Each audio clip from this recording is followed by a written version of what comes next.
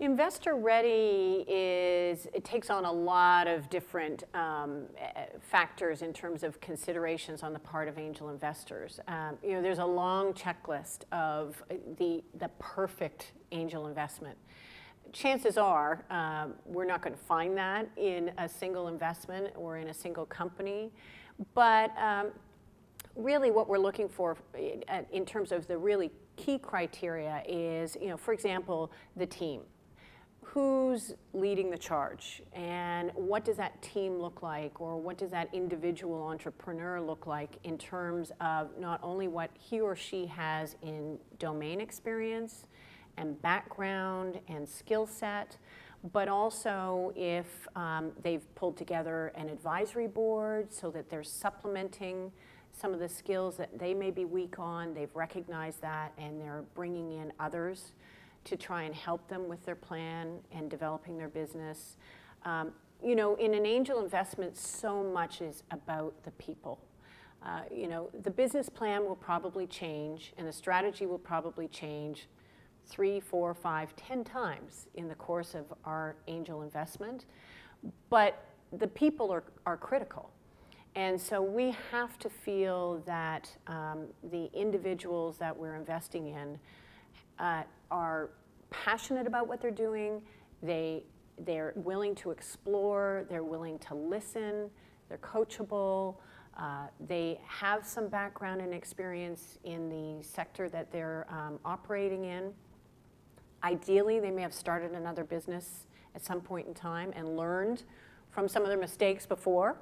That's valuable, but so much is about the people. Beyond that, you get into the elements that are part of any business plan. Is the product serving a real purpose? Is it solving a problem? Is it a nice to have versus a must have? There are big differences there.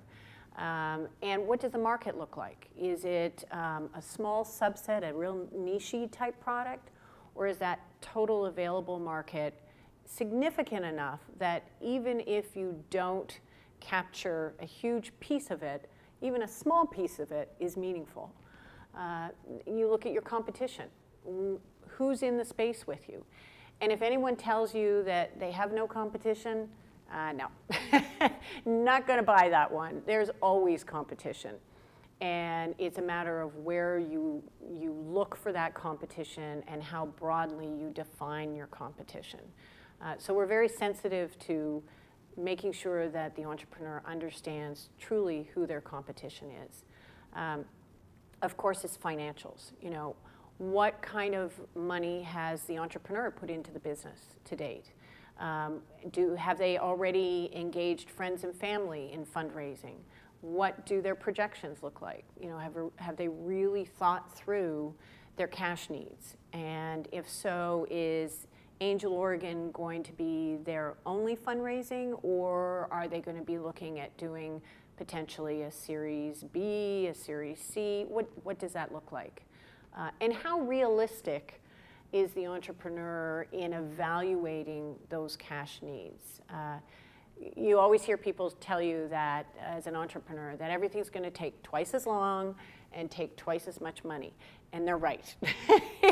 It really does take twice as long and twice as much money as you've probably projected, just because of those unanticipated issues that and pitfalls and out of the ordinary roadblocks that pop up in front of you that you just have to allow for. It is going to happen. You will have some problems.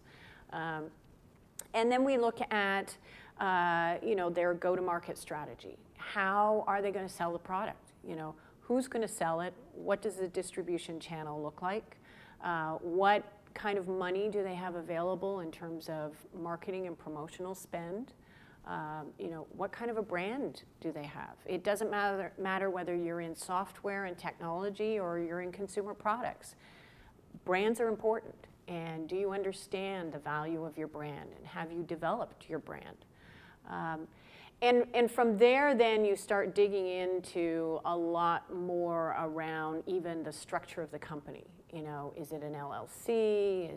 Are they prepared to change the structure of the company to be investor friendly. Do they have plans to set up a board? But that kind of gets further down the road. It's really about the people, it's the product in the market, it's the financial projections, it's that go-to-market strategy, and it's ensuring that all of that is captured in a well-thought-out business plan that also then separately includes a very nice, tight executive summary. Not necessarily a one-pager. That's, at business school, we're all taught that, you need to put an executive summary together in one page and that's it.